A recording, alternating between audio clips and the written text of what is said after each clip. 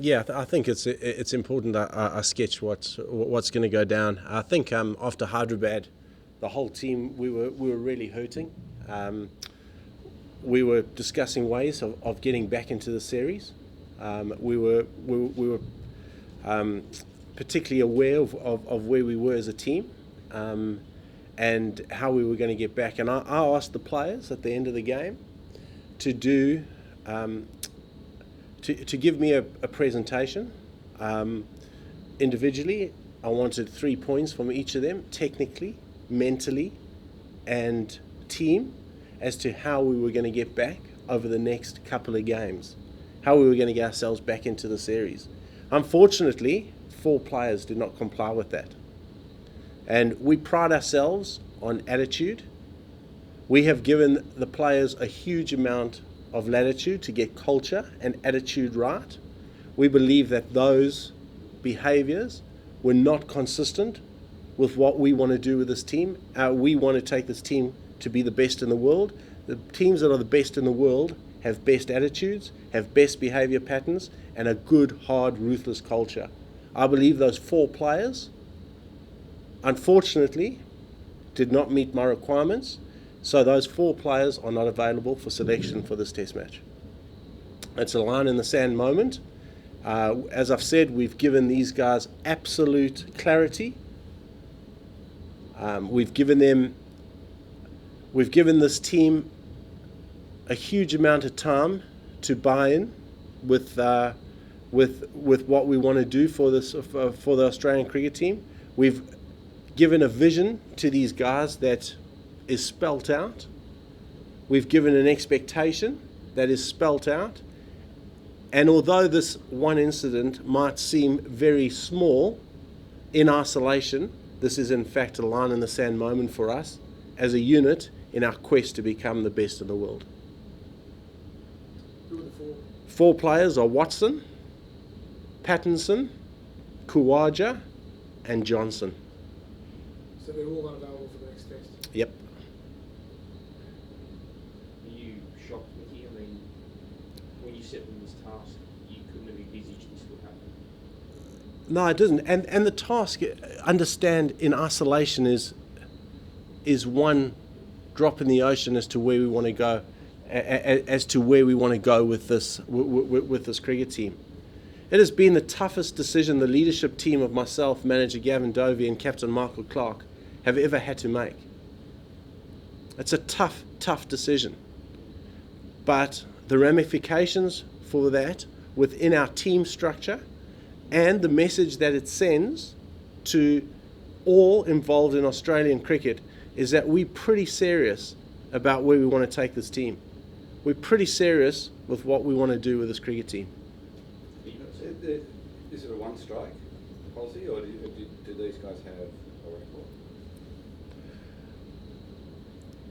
If I have to be honest, we've looked through the last year.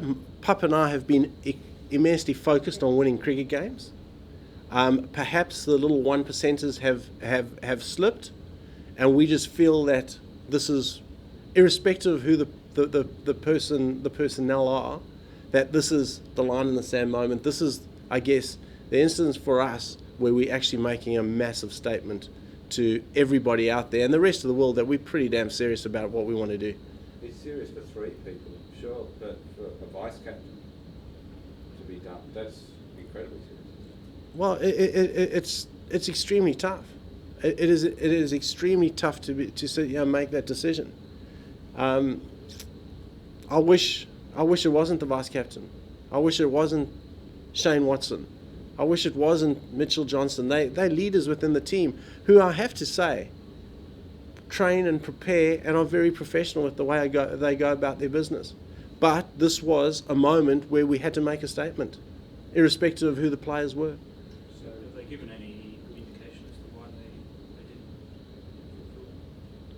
Well, I first obviously asked them because I wanted to make 100% sure, and myself, Gavin and Michael, wanted to make 100% sure that maybe it wasn't stuck in the outbox, or they'd put it under the wrong door, or whatever it was, and they hadn't. Shane was going to talk to me today about it, as was James Pattinson apparently. Mitchell and Uzi forgot about it. But you know what? I wanted it by Saturday night. And as severe as the consequence is, if we remove the names, I think it sends a proper statement of what we want to do with this cricket team. So Was how this a long written did they, you go? It was just a written thing. When you say presentation, The guy, they could do it in any way. It could be in writing and putting something on my door. It could have been in an email. It could have been in an SMS with followed up by an email. Whatever it was, all I wanted was to make sure that the players went back and reflected, looked themselves in the mirror and said, "This is what I want to do to take this team forward. This is what I want to do this is how I'm going to change this series, and this is going to be my positive contribution to the attitudes that we want to create in this cricket team." So there's 3 reasons. Can I just clarify that? I wanted 3 points from them. A lot of guys came to my room and did a presentation. A lot of guys have written fantastic emails. And some guys put notes under my door. It was their preference. As a management team though, and a leadership group, and I must understand. You must understand that myself, Michael Clark, and Gavin Dovey made these decisions together. We as leaders feel we need to project a very united front, and with the current team that we have, we need to be pretty ruthless if we're going to achieve our objectives. So Mickey, have you spoken to the 4 guys? I mean, when were they told? Myself, Gavin, and Michael have spoken to the 4 guys individually, and then we've presented it, onto the group This morning. When were they? this morning. What was their reaction? Were they shocked? Absolutely gutted. Absolutely gutted, as I was having to deliver a message like that. As Gav and Michael Clark were. We were all pretty gutted about it. But you know what? Here to and no further. This is the expectation if you want to play cricket for Australia. Was Khawaja going to be in the test side? They were all a chance. They were all a chance of playing. And that hurts us. Yeah. But you know what? Somebody else will step up to the plate. And hopefully this message hits home. Might be some, I guess, short-term pain around the squad and between the guys. Is that something that you just have to accept? We did a presentation to the players this morning. I think the best thing that these 3 days off have given me is reflection time. Is to reflect on how well have I been going in my job, like I expect everybody else to do when you're 2-0 down in the series. And myself and Pup came to the conclusion that we have been so focused on winning cricket games that maybe some people have been cutting corners. Perhaps there have been some soft options taken, and we decided that we needed to really get that in line. The key for us and our commitment to the players, to the rest of the support staff, the 3 of us have committed that we need to be totally consistent with this going forward. So is this a black mark for the Ashes, Mickey, or do you wipe the slate clean after this? We wiped the slate clean after the last day of this test match. Do you need to reassess who is the vice captain? It's two. I haven't even given that a thought, Greg, to be honest. Haven't even given that a thought right now.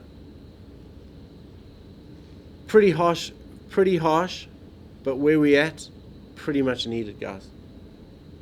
And I ask for you. So for me, it's almost the Andy Flower decision with the Andy Flower and Andrew Strauss and what they did with Kevin Peterson. It's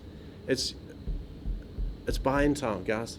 You buy into what we want to do, because if you don't, we're not going to achieve our goals as a team. And in 24 months or however long we have, there's going to be a different set of people sitting saying exactly the same thing, and the young players that have come through the system haven't learned one iota from us. And I would be particularly disappointed with that, as I know Michael and Gavin would.